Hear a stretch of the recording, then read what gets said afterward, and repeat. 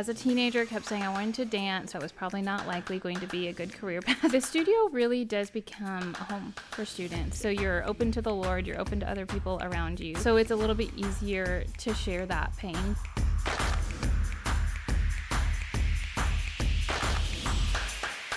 Welcome to The Ordinary Brave, a podcast that celebrates faith, family, and community, and the courage it takes to keep going when life gets hard. I'm your host, Kelly Parkinson, and today's story is one of loss, love, and the beautiful way God can bring joy out of pain. My guest today is Andrea Camacho Looker, the owner of the Christian-based dance studio, The Center, in town. She's not just teaching dance, she's teaching young men and women how to worship, how to find their identity in Christ, and to move through life with grace. But behind her joy is a journey that's marked by heartbreak. A few years ago, she lost her husband unexpectedly.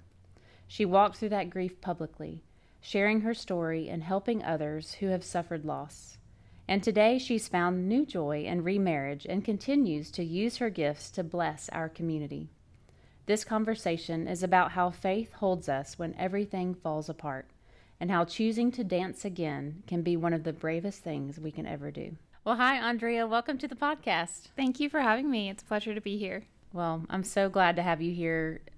I can't wait for everybody to hear your story because it's one that's inspired me, and I've gotten to have a front row seat, I think, to your life since we homeschooled together in classical conversations, and you're just such a dear friend, and I know that your story will inspire others. Yes, thanks for having me. Well, let's start with your dance studio. What inspired you to take over or own a place that blends faith and the arts? So I grew up dancing, have always loved it. From the time I was 4, I knew I wanted to be a ballerina. And as a teenager, I kept saying I wanted to dance, heard from my parents that was probably not likely going to be a good career path for me. And so the school I grew up in is what my school now grew out of. It was a nonprofit, homeschool-based, church-based dance school.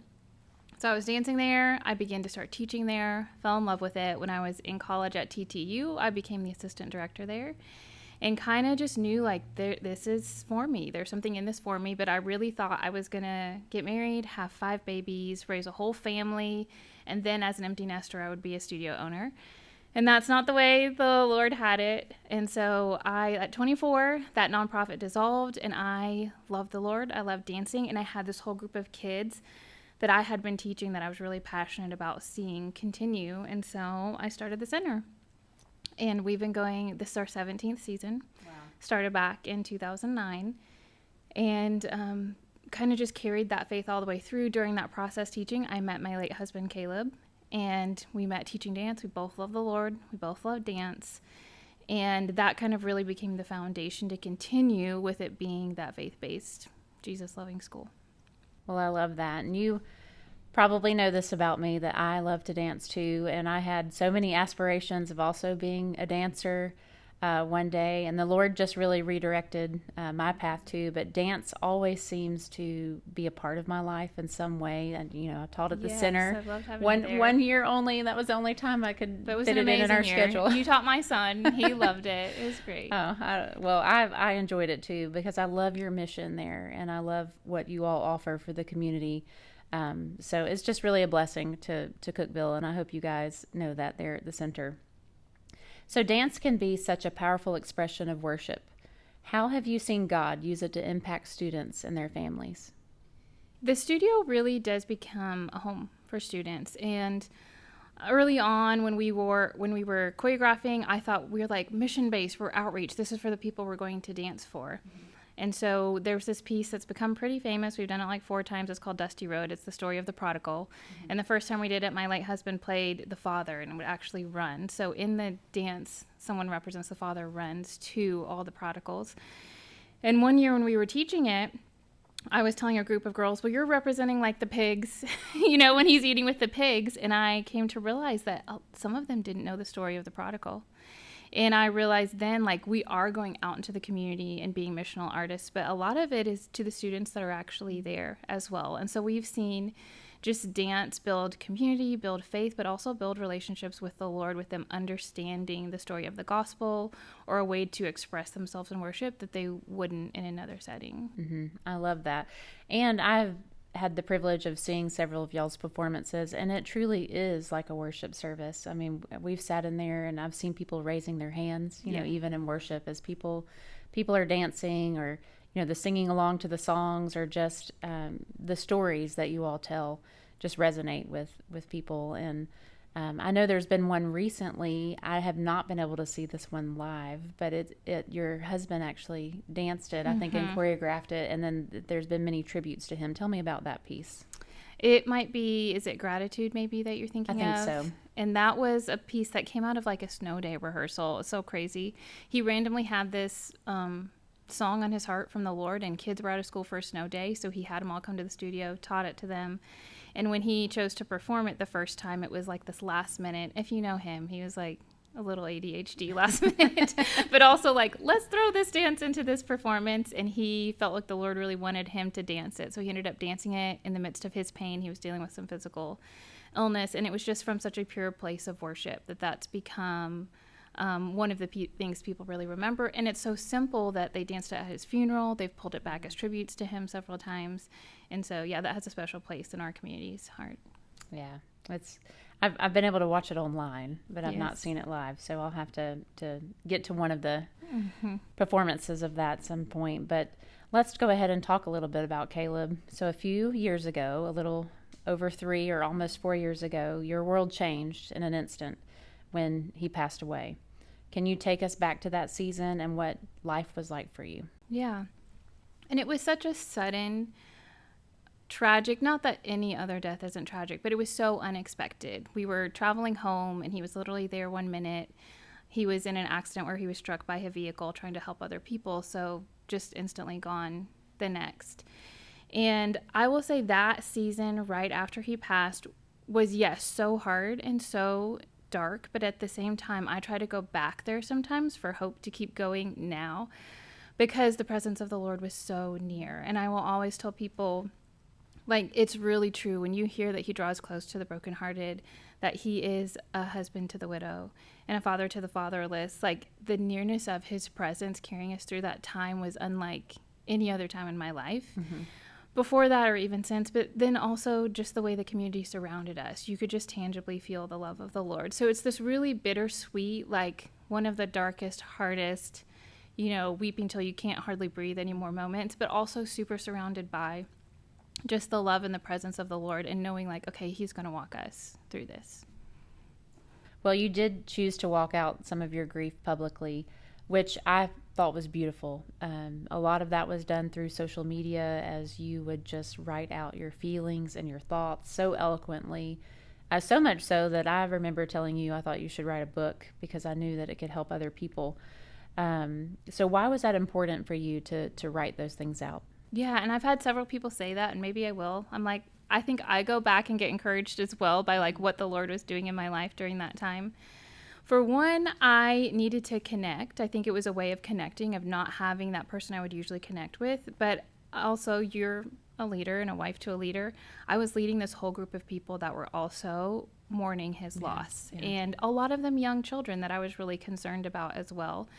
And so I really feel like the Lord just gave me grace during that time to express what I was feeling and just how near he was and how present he was in the midst of that.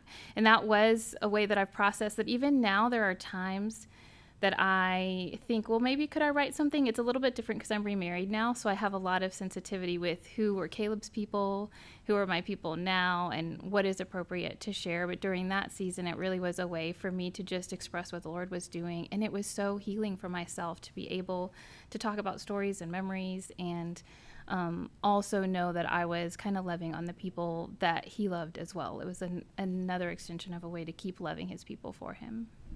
Well, it was beautiful, and just a privilege to watch all of that unfold as you walked out that journey with such grace. And but but so many people in the community just love you. I mean, I know you know that, but it was also sweet to see that, like the outpouring of all the people that were caring about you guys. But there's a kind of bravery in showing your pain instead of hiding it. So what did God teach you in that season about his presence and in your darkest days, which you've kind of talked about that already?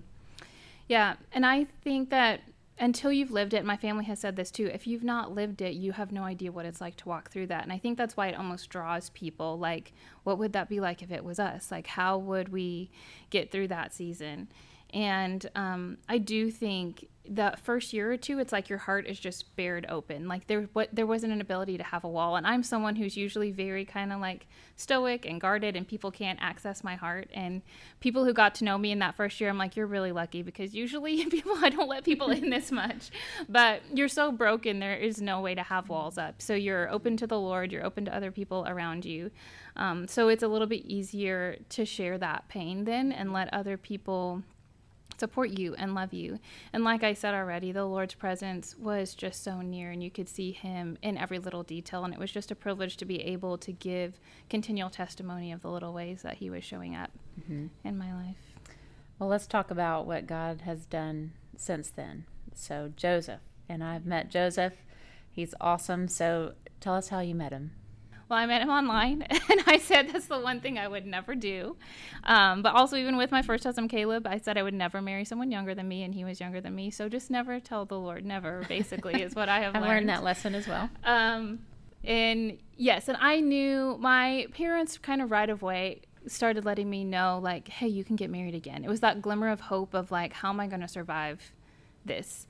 And I learned pretty early on, I thought I was great on my own. Like, my first husband and I had discussed this, like, hey, if one of us passes, I was like, you're going to need to get married in 30 days. You can't be on your own. You're going to need to move on real quick. And I really thought I would be the one that was okay, but come to find out, I think everyone needs to be loved, and I knew my son needed a father figure in the home. So, well, and the Lord's designed us for relationship. Yes. So that really was an act of courage in itself, opening your heart again. So can you tell us a little bit about what that healing process looked like for you? Yeah, and I will say that was really hard, and it's not something I've shared online a lot. It was really scary. I don't ever want to go back to that dating phase again, because I was still healing in a lot of ways, and then but knowing that's what I needed to do. So I kind of took the step, and that whole story too is like, you know, I was on Facebook dating for 24 hours when I connected with Joseph, and we just knew that was something different. So while every time I prayed about it, I was like, okay, this is the Lord, I feel peace. It was also, I think that took so much courage for me. But that was probably one of the hardest things to do, was to start dating again. Because it was just scary, and I felt like I had a whole community of people, and would it hurt Caleb's people, and could I ever trust again? So Joseph has really put up with a lot, because it took me a while to open up my heart again. I'm still in places learning to just trust and love again, but that definitely took a lot of courage. Well, I know that you and I have had some conversations, and I appreciate your sensitivity to others, you know, and those that love and are dear to Caleb. And I just feel like you have gone above and beyond to look out for others' feelings and sensitivity towards that. And I think I remember telling you, like, you're free. Like, yes, it's okay. So nice. It's okay. Like, yes. you can do these things, and it's going to be okay. But it's just amazing all that the Lord has done just with your story. So how has this new chapter shaped the way that you lead your studio, your students, and your ministry? And it is a really beautiful thing, because while we have to be brave, we have to be courageous, it's really saying, I'm okay with life looking however you want it to look, Lord. And I've just really had to learn, like, I can have as much vision as I want, think things are going to go a certain way, but even with this new marriage, and I still have the studio now, there's a real level of, like, what do you want it to look like? And it's okay. It's okay and that's where I find myself now. I'm 17 years in doing the studio, not with the people I thought I would be doing it with. You have close friends that have come, that have moved on with their life to do other things. Of course, Caleb is who I thought I would be doing it with. I'm not. But to know that the Lord is the one who never really changes. And so that's just that curiosity and bravery to say, whatever you want, Lord, I can be totally surrendered here. That's the hardest part in all areas of life, I think, just having those open hands and just saying, I trust you with what you are bringing. Yeah. And our theme this year at the studio is in every season, and it kind of ties into that too of I always say the Lord is the one who stays the same through every season. And so life might look different. The way that I lead the studio from one year to the next might look different, but he's the same. And that's what really matters. And man, I'm so thankful for that. I'm glad that he always is steady. Yeah. Because I'm not. Yeah, me neither. If someone listening today is walking through loss and wondering if they'll ever feel joy again, what would you say to them? Yeah. Well, the first thing I would say is cherish how close the Lord is in the pain and know that that will be a lesson that you carry with you. But yeah, you'll be joyful again, and it will be different things that bring you joy. I think it's different the way that you look at life post loss. I don't think we're ever really the same. But you find joy in new things. You find joy in different things, and just know that the Lord's going to be there with you. He's going to walk you out of it. And there's a huge challenge to say you have to be willing to let go of what your life was. And it's really easy to get stuck in pain. And I really had to make that decision. Like, I can stay here with my identity as a widow forever. I tell this story sometimes. But I felt like the Lord said to me one time, like, what's on the throne of your life? Widowhood or me? Like, are you willing to let your identity that has become, I'm a widow, go for what I might have for you, which is this next step?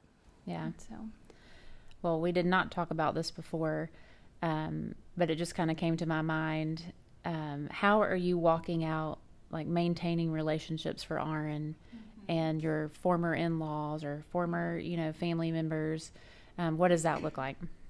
it's really a beautiful thing. My in-laws are amazing. They live close. My parents are in Florida. My in-laws actually don't live very far away. And so on a pretty regular basis, Aaron gets to go there and be with them. And he is wired so much like his dad and so much like that side of the family that he enjoys it. I love that they're that close. I know it's got to be so challenging for them, but they've had some family gatherings where they've invited Joseph. We're going to try to spend the holidays with them for a day. So I know that's difficult and challenging on their part, but I think they've also just seen how good this is for Aaron. Mm-hmm. And they see the goodness of the Lord in that too. So that's awesome. Well, thank you so much for being here today and just being transparent and just sharing your heart with us. And I know that your story will inspire others that are going through pain and loss as well. Yeah, thanks for having me. It's great being here. What I love about Andrea's story is how honest she is about the pain and how her faith didn't erase her grief, but carried her through it. She reminds us that bravery doesn't always look like strength. Sometimes it's tears, worship, and showing up again. When we talk about faith, family, and community, her story shows all three: a faith that sustained her, a family that surrounded her, and a community that danced beside her. Thank you for listening to The Ordinary Brave. If this story touched your heart, share it with someone that might need hope today. You can learn more about the center and their mission to bring Christ-centered dance to our community by visiting this website. And remember, bravery doesn't mean we never fail. It means we keep trusting God to help us rise again.